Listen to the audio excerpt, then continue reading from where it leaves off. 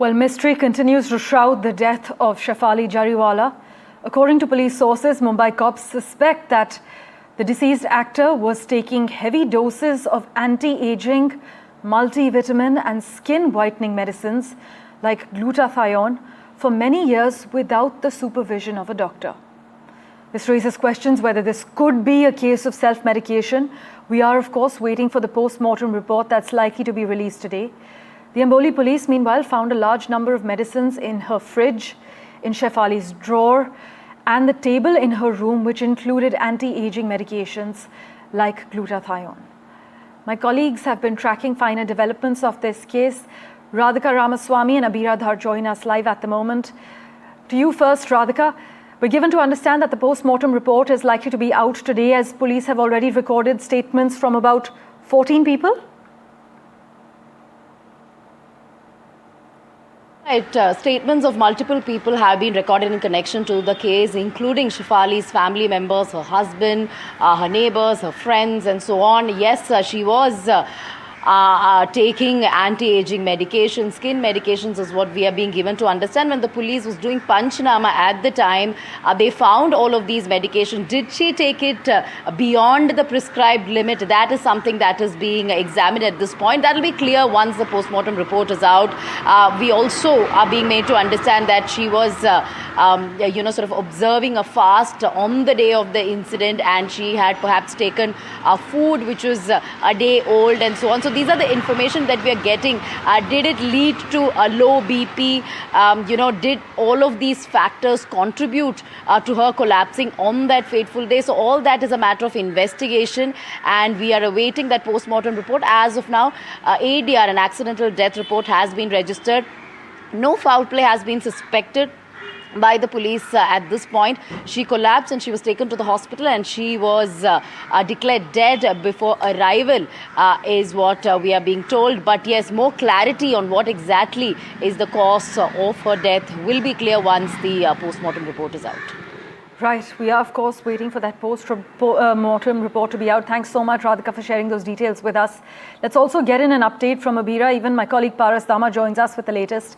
Abira, we're given to understand, like Radhika and Paras have been reporting, a team of 5 doctors is analyzing if medications or food poisoning or epilepsy caused this tragic event. But you're at the clinic where Shefali was being treated.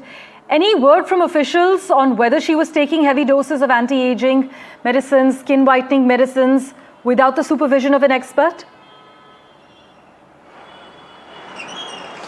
We are right now outside Dr. Parang Telang's clinic. It's called Designer Bodies. He's a very well-known plastic surgeon here in Mumbai, and we have gone inside, spoken to the receptionist, and have put in a word. We want to speak to the doctor. So right now we just know that she used to come here to consult the doctor and was on medicines which was given by the doctors here.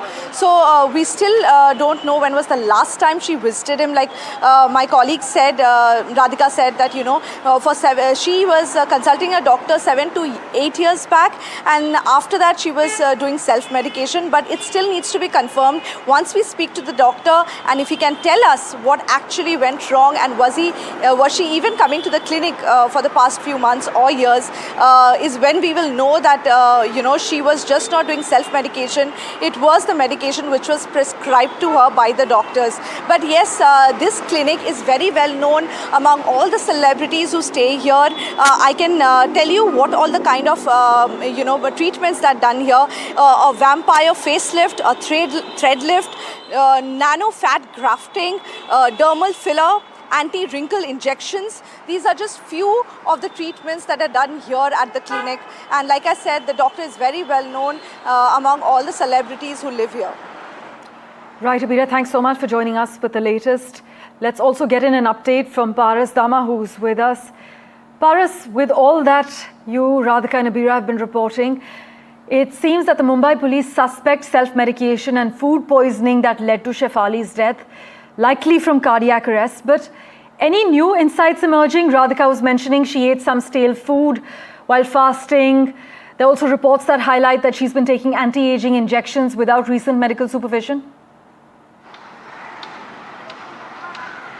as Radhika said, there is no official confirmation from Mumbai Police or from doctors in this entire matter. Still, the investigation is on as Mumbai Police register an accidental death report, and after that, investigation has been done by Mumbai Police in this entire matter. They had recorded multiple people statement in this entire matter with families and other people. Also, the statement has been recorded by Mumbai Police. So it will be really things that will come into light after the post-mortem report. The preliminary post-mortem report will emerge. So we have to wait for the post-mortem report, what doctors has said in the post-mortem report, and it will be very, very important to see, because investigation has been done in all the angles by Mumbai Police. They are not taking any chances in this case, and that's why the investigation has been done thoroughly in this matter. So we have to wait for the post-mortem report, and it is expected by today evening that post-mortem report can come. All right, as always, Paras, thanks so much for joining us with those details. All eyes will be on that preliminary post-mortem report that's scheduled to be out this evening. Meanwhile, police and forensic laboratory experts, they visited Shefali's house, where they discovered a drug often used for skin fairness. They also discovered vitamin C injections, but we are, of course, waiting for officials to tell us what caused her death.